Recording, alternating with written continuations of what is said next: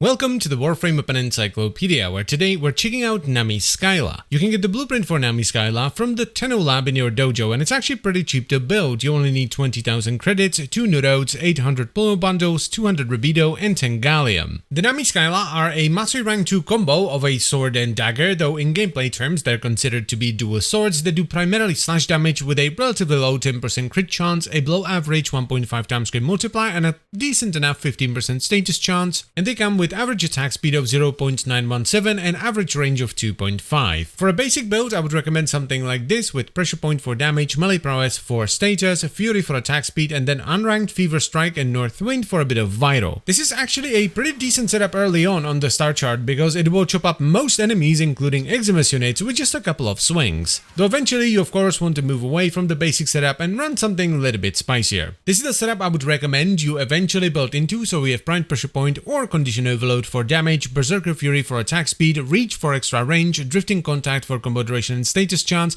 Weeping Wounds which scales your status chance based on your combo counter, Buskill to boost slash, and then Vicious Frost and Virulent Scourge for vital. This setup is really good because it doesn't require any forma and it will push the weapon up to level 50, maybe 60 if you really want to push it, which is pretty much the entire star chart. Now, while you could squeeze even more damage out of the Nami Skyla if you're willing to put on some forma and use Primed Smite mods and all that, I wouldn't necessarily recommend it, and I would save that for the Nami Skyla Prime. Because while this is a pretty solid weapon early on, it doesn't really scale all that well because of the low crit and relatively low status chance. 15% isn't all that great. Which is to be expected, it is a Mastery Rank 2 weapon at the end of the day. Early game melee weapons from the core game are in a bit of a pickle because of the weapons you could potentially get from Duviri, because the melee weapons you get in Duviri are quite spicy. Plus, on top of that, at Mastery Rank 2, you also have access to the Duo Zoran, which is another pair of dual swords, even though they're Axis, don't question it.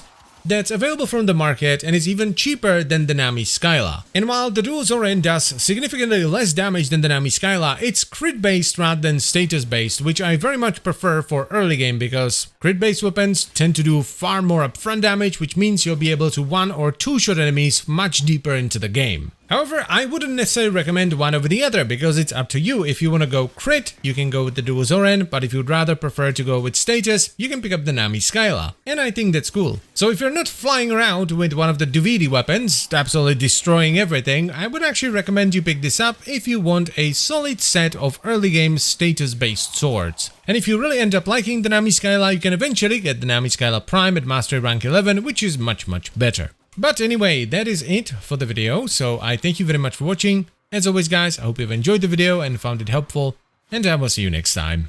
Bye bye.